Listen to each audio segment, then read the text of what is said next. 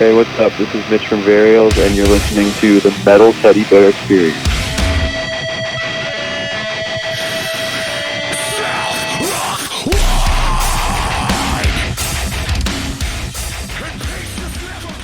Welcome back to the Metal Teddy Bear Experience here at 90.3 WMSC Upper Montclair. This is your host, Chris, and I have Mitch of Varials on the line. What's up, man? How you doing? I'm good, man. How are you? I'm doing pretty well right now. Got off for work, and I'm ready to kick this interview off. Unfortunately, we weren't able to talk yesterday, but I know you had an awesome show at Amityville, right, in New York. Yeah, man, it was great. Definitely the best show we've ever played at Revolution. We've been there a few times, but yesterday was definitely the best. Well, you guys are from Philadelphia, so that's almost kind of like local for you, right? I'm pretty sure you've done this scene so many times. Yeah, exactly. Like, we've been, I can't even count how many times we've played, like, Amityville or Long Island, so it's definitely been a lot, but it's definitely sick to see it, like, pay off. Like, show was amazing, so. It's one of those, like, really small, intimate venues. I've actually never been there, but I hear always great things every time a band goes there, because my one friend is from out there, and he's like, dude, you gotta come. So one of these days, I definitely have to go out. But I'm glad you had fun, and the tour you guys are touring with right now is Spite, I Am, Orthodox, and Dealer. Do you have any fun tour stories to share? Well, actually, something kind of funny happened last night. So I Am's van, it had a transmission issue, so we had to split a couple of their members, like, between different bands' vehicles, and Dealer attached I Am's trailer to their RV, and they started driving, and I Am realized that they forgot to lock their trailer. So a bunch of stuff flew out and was, like, sitting on the highway, and then this, like, guy that was traveling to a punk show saw the stuff sitting on the side of the road and was like, that's definitely a band's stuff. And he saw, like, one of their luggage tags from a flight, got their guitar player's info, and called him, and they were able to drive, like, 15 minutes back, pick it all up, and didn't lose a single thing. It was, like, the luckiest thing ever. And we were sitting in a hotel room with the guitarist from I Am, Tom, and like, some of the stuff that, like, fell out was his, and he was, like, freaking out. And then, like, 30 seconds later, the dude called him and was like, hey, I have your stuff. It was nuts. So the dude was going to the show or something, or he was just like a random dude just driving? He was just, like, this random guy that was traveling to a different show, like, a punk show, and he just, like, saw the, like, drum cases and the suitcases and was like, this is definitely a band stuff. So he stopped to, like, check it out and literally saved them. That is nuts. It was like, yeah. You said luggage and drum gear? That was it? Yeah, it was, like, kick pedals, like, I think a snare drum and, like, 2 suitcases or something like that. So, yeah, he got really lucky. It was nuts. Nothing got damaged, right? No, it was all fine, apparently, yeah. Oh, that's awesome, dude. Because that's a lot of money, and especially if it breaks, too, and someone stole it. That's awesome. I'm great that worked out. Dude, yeah. Kudos to that guy, for sure. Wherever you are, you're awesome. Yeah, shout out to that guy. You know, usually people are just like, oh, wow, it fell out. I guess I'm never getting that back. But this scenario, you got blessed. Dumb lucky. Well, you guys put out a brand new album, In Darkness, Fearless Records. So it's been out, I would say, a couple months now. How's it been doing for you guys? Has it met expectations? Are you guys like, oh, wow, I never thought I was going to get this much hype? Like, how do you feel? I mean, especially, like, coming off of our first album, Pain Again, like, we were really happy with the reception that we got off that, and we were just honestly kind of expecting, like, the same type of thing from this record, just because it had been a while since we put anything out. And then, like, I think about a month before the album actually drops, we put out 4 tracks from the record, and the response to those 4 tracks alone were crazy. And then when the whole album came out, it just, like, seemingly took us to, like, a level that we hadn't been at before, and it was definitely just a really cool and, like, humbling experience. I'm really happy that people are responding to it as well as they are, because we put a lot of work into it. So I'm super just happy and humbled. So you guys dropped 4 singles to announce the record, right? Yeah, we dropped them all at the same time. That's nuts. No band really does that. They do, like, one, and then maybe next month they have another. You dropped all 4 at the same time. Was that something you guys like? We're gonna do this, or is it something like the label was like, "Yo, you guys should really do this"? Like, how did that happen? We had a lot of ideas that we were going back and forth with Fearless like last summer, and that was one of them. And like a couple of the other ones were like this intricate like website idea, and a couple different kind of off the wall video ideas, and we weren't sure how they were going to respond to it. So we like sent them kind of like our whole plan, and our guy over there hit us back and just said, honestly, this is really sick. Let's roll with this. Let's kind of do a little experiment here and see what happens. And they had done a similar thing with, the band I Prevail. Yeah. They did a similar thing with them last year as well. So they had already seen that it worked a little bit for them. So they were definitely more inclined to try it again with us. And I think it definitely paid off. Like because like we put out videos for all those songs at the same time as well. And yeah, it just, it really did its thing, and I'm really happy that we did it. It was a little bit of a risk, but I'm glad we did it. Well, I know that sometimes like having a label, like a label that actually cares and that backs you a lot helps. So would you say that Fearless Records is really helping you out? Absolutely. They're like by far the best label I've ever worked with. They are amazing people.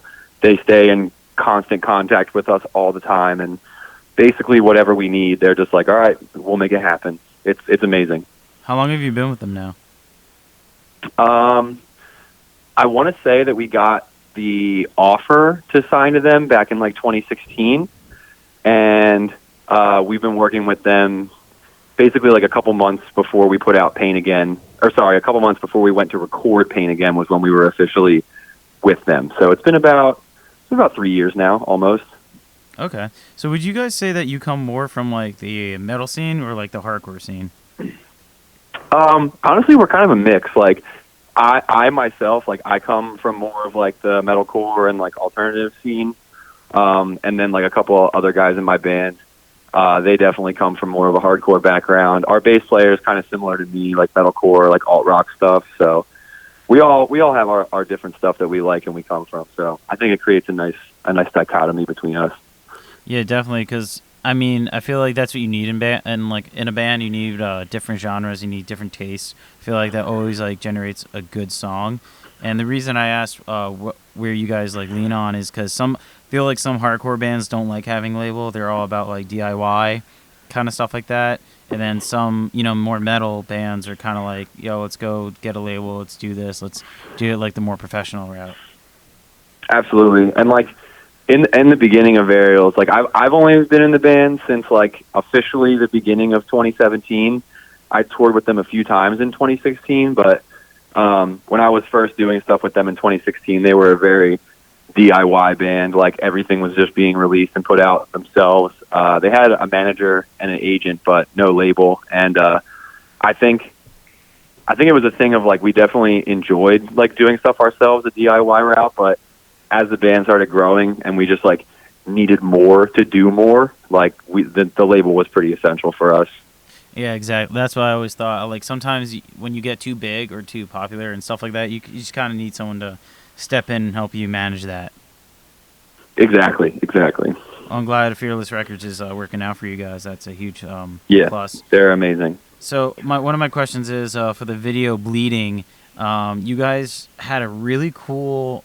I like the idea of the video. You guys are playing in like a parking lot kind of thing, right? Or a courtyard? Yeah, it was actually it was a parking lot of a Red Cross building. They were nice enough to let us use it completely free of charge. I think the only thing that we had to do was just put the like Red Cross like logo on the promotional flyer for it or something like that, but they were totally chill. Like we literally just hit them up like, "Hey, this lot looks perfect for what we want to do. Like, is there any chance we can rent it?" And they were like, "You can have it for basically free." And we were like, "Okay." That's nuts, because like I was thinking, I was like, where do they get like this much space? Is this abandoned place? Is this like, who let them like use this right now, and how did it happen? So it's kind of cool that Red Cross did it. That's really nice of them. Yeah, they were really, really cool about it, and it was mostly the work of our like we have a videographer, Eric Easterday. He did all of the videos and promotional pictures and the album art for In Darkness, and he really like took it upon himself and like set basically everything up for that. We were all there the day before, like setting up the stage and like getting all the extra stuff ready. But as far as all the organization and setting, the actual like event up, that was all him, and he absolutely killed it. So. And how'd you guys get like so many people there? Did you like put something on Facebook like, "Hey, come on down," or is it like how did that work? Yeah, we literally just like a couple days prior, we were actually like starting to run out of time. We were getting a little concerned that we weren't going to have enough lead up to it, but we were still working out like a few small kinks for it. So we just posted we had like a little graphic that we just put on all of our social media, and yeah, we're literally just, the people just rocked up. We weren't sure what to expect, but it worked out. That's so awesome. And how long did it take to shoot? We got there around like 8 or 9 a.m. and we were like wrapped and done by like 4 or 5-ish p.m. Wow, really? Damn. Yeah, it felt like a really long time, but after we were done, we were like, that went surprisingly very smooth. Yeah, really. And I like how you in the middle of the video you kind of have like, is that like fan footage almost? Yeah, it's like are you talking about the kind of like slow moving shots of like the different people and stuff like that? Yeah. Yeah, it's basically just like a bunch of random like fans and friends that our photographer like just took little shots of during the day. Okay, cool. Yeah, I was wondering about that. I'm like, that was a nice touch. So overall, man, Yeah. really great job on the video. I think it was really cool. It really got me into it. Thank you very much. No problem, dude.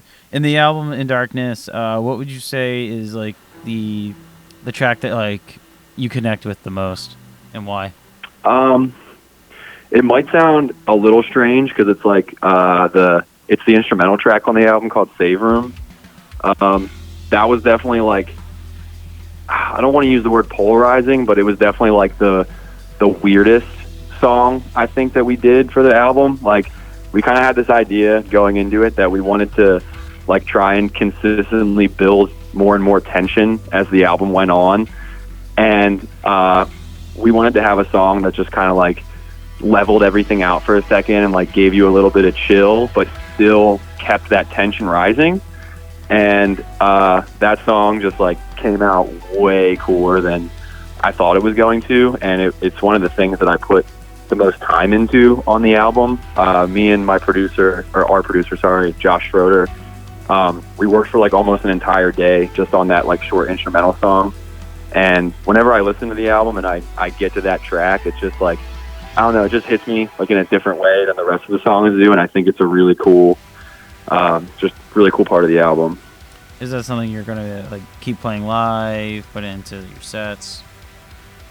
I think like maybe if we do a headliner, maybe we would throw it in the middle, just kind of like give everybody a little break or something like that. But I'm not sure. It would definitely be a little hard to pull off live because we use a lot of like auxiliary percussion and like electronic instruments that I'm not sure if I could replicate without like the synths and stuff like that. So I would love to, but I'm not sure. Okay. So back in January, you guys had a little bit of a lineup change. Your frontman, Travis Tyrone, he left, and now currently you're on tour, and you're using Boundaries frontman, Matt McDougall. Is he in the band full-time, part-time, just touring? What's the current status? Yeah, as of right now, he's just filling in for us. He's going to be doing this tour and then our Australian tour right after, and then a few weeks after that we go to Europe. So he'll be with us for those 3.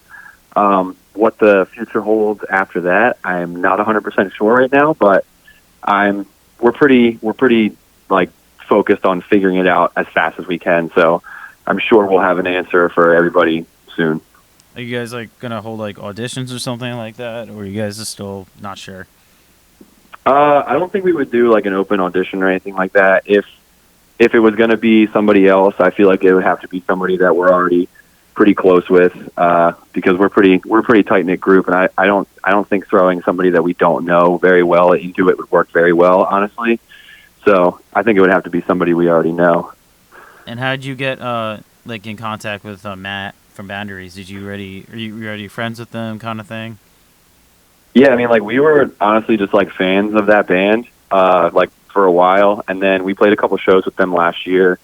They were amazing, and we were talking to a couple people like a few days after Trav had left, just seeing like what our options were, and he was like the only person that was like, hey, I'm not busy during this time at all, so I'm down to do all of this. And we were like, all right, sweet, let's go, because we were kind of in a time crunch to find somebody because we only had like 2 weeks to figure it out before we had to leave for tour. So yeah, definitely. I mean, that I feel like that's one of the struggles too when something happens like that, and you're like, oh man, we have all this booked. What are we gonna do? Who's gonna learn all the songs? Who's gonna learn all the lyrics? So I can imagine it'd be stressful.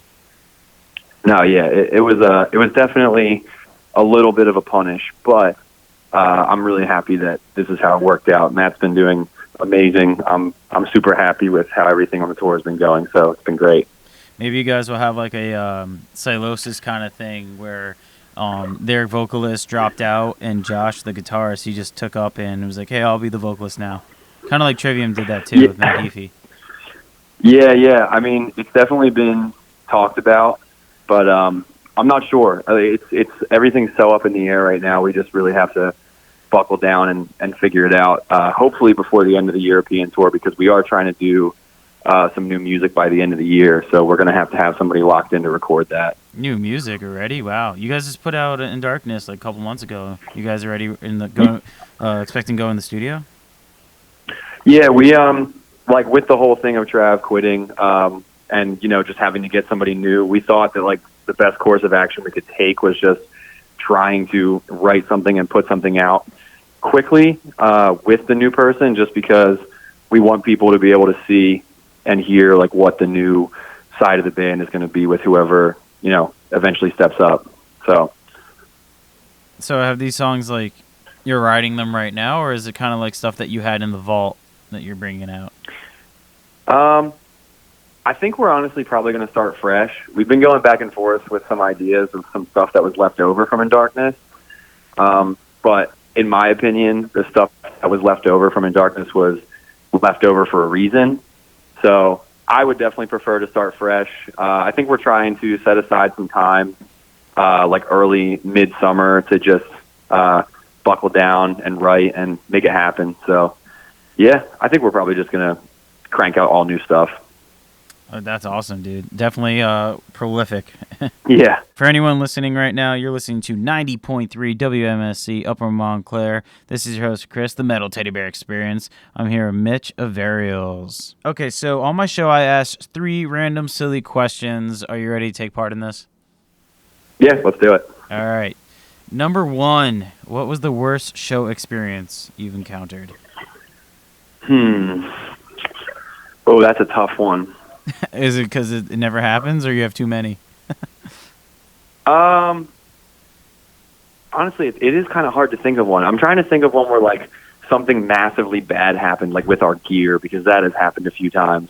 Technical difficulties. Oh, I got a good one. I got a good one. So, in September, we were in Japan, and we were playing like a bunch of small like club shows around a festival that we were doing. And everything was going great. And then we get to the festival, and while we were over there, we were using all loaner gear that the like promotion company provided us. And I was using like a Marshall head, which is not really ideal for what we do, but I was making it work, and like it sounded good. And we were literally playing to like around 2,000 people at this big festival. And in the middle of our set, my guitar, my amp, just like for whatever reason cut like halfway in volume, and I couldn't figure out why. And because there's a language barrier with all the people that we were trying to work with, I was like just running around the stage, like trying to get the monitor guy and like the other people to help me, but I couldn't actually communicate what was wrong. So it was just like this huge thing of like trying to figure it out. And then it ended up that what happened was the like gain knob on the amp, I think it got like hit by somebody that was like, it's like stage moshing or something like that. So literally the only thing that was wrong was that the gain knob just got like flipped over to the side a little bit, but the knob was broken. So like when you looked at it, it didn't appear that it had actually moved. I get you. So that's like one of those things where like you weren't gonna figure out live. You're in the moment. No, yeah. It took like 5 minutes of BS to just figure out what exactly was wrong with it, and then we were like, oh, it's just the gain knob. Wow, I'm stupid. So at least there was like you guys have two like a lead and a rhythm, right, going on? Yeah. I usually, most of the stuff that we play is like all rhythm guitar, but me and our other guitar player, James, we kind of flip back and forth between lead parts, so we're pretty even. So I was going to say, hopefully it didn't cut out too much, having another guy there for you, back you up. No, yeah, it was actually fine. Like, I was watching videos that people had recorded from like the back of the venue, and whoever was doing sound at the fest like realized immediately that my amp got quieter, and he just turned it up in the front of house, so like you couldn't even notice. So that made it even funnier because it just looked like I was running around on stage trying to fix an issue for no reason. That's awesome. Well, I'm glad it worked out. Question number 2, what's your favorite food while on tour? Because, sometimes on tour you can't eat what you want. So what's your go-to food? We usually try and seek out like pretty good places to eat because we have 3 people in our crew that are vegan, and one of them is vegan and gluten-free, has a gluten allergy. So it's pretty hard for us to eat like at, normal fast food places. So our go-to is usually either like pho or ramen noodles, like real like Japanese restaurant ramen. Those are like probably my 2 favorite things to eat on tour. My favorite like crappy fast thing on tour is definitely Burger King Impossible Burgers. They're so good. Wow, Impossible Burgers? Yeah, they have them at Burger King now, and they are so good. Wow. Oh, is it good because it just tastes better, or does it taste just like it, but it's better for you? It's kind of a combination of both, honestly. Like I personally think that they do taste better than the normal Burger King burgers, but there is the plus that it's also good for you. That's nuts. Yeah, Burger King is usually my go-to for kind burgers. Of good for you. You know what I mean? Yeah, it's better than eating the regular Whopper. I get you. Totally understand. Yeah. All right, question number 3. What's something you wish you knew before you started touring that you learned on the road? You're like, oh man, I wish I knew that before ahead of time. I wish I knew how much driving I was going to have to do. That was definitely the biggest shocker for me when I started touring, almost 6 years ago now. That really beat me for a few years, but now I'm pretty used to it. What's the longest drive you've had to, because you're talking about like you actually behind the wheel, right? Yeah. Yeah, how many hours did you have to go once? I think my longest drive I ever did was in my old band. I did 17 hours straight.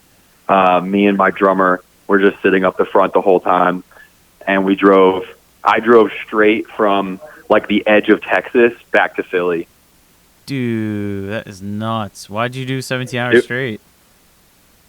I wanted to get home really bad. Like it was the last day of our tour, and our singer was like super sick, like had like coronavirus level flu, like he was done.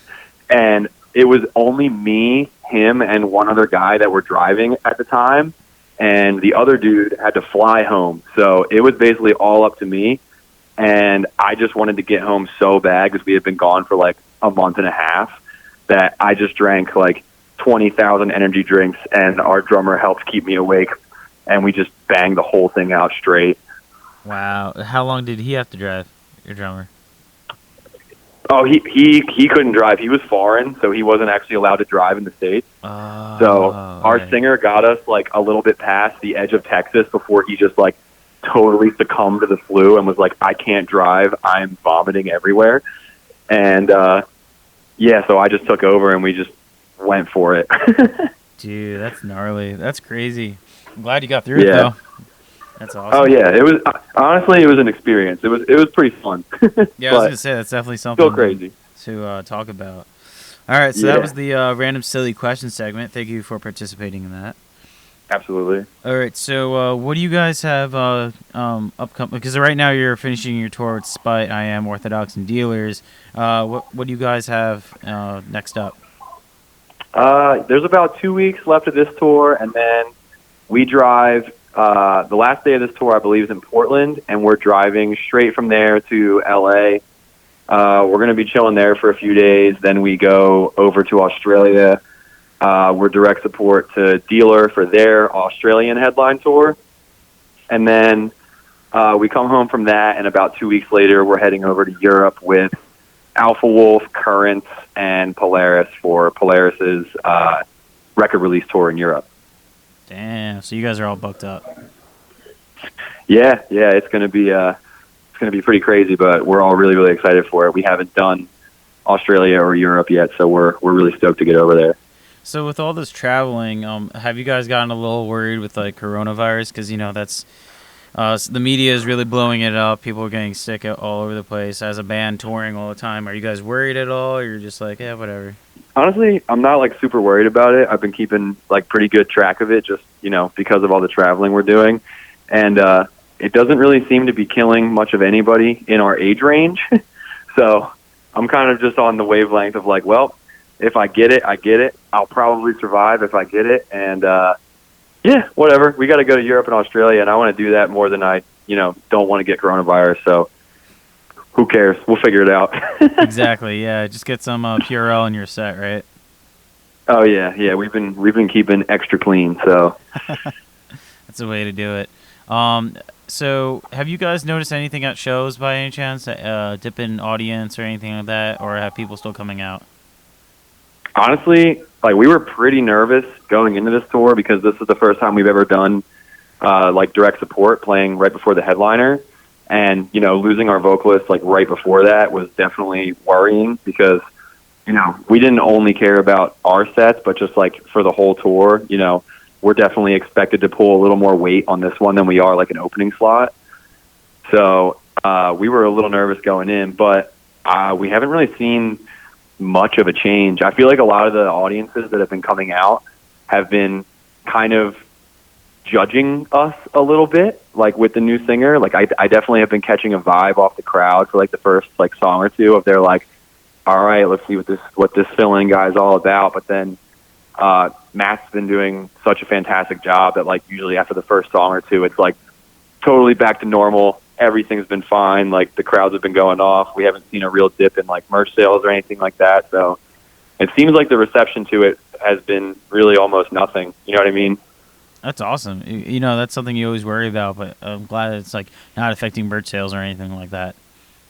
Yeah, we were surprised. Like we were really concerned about it, and we're really grateful that everybody's still coming out and supporting us and Matt. Matt's been going to the merch table after the shows, and there've been tons of people that have seen us plenty of times that are just going up and being like, "Man, you're doing a great job. Like you're really filling the shoes perfectly. Keep doing what you're doing." So it's been great. So if anyone wants to like support you guys, where should they look? Where can they find your band and the music?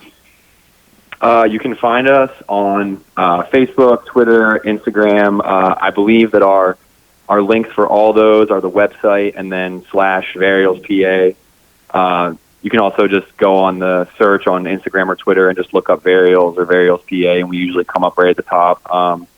You can also go to varialspa.net, not .com, and you can find all of our touring schedule, merchandise, stuff like that on there as well. So. And what's the best way to support you guys? Like, do you guys rather like Spotify listens, buying a physical album, downloading it? What's the best way to help you guys out? How do you benefit? Honestly, like streaming the record on Spotify or going right to our merch store and buying shirts and everything is the best way to do it. Well, thank you for taking the time out to do this, man. I greatly appreciate it, and enjoy the rest of the time on tour. Absolutely, man. Thank you.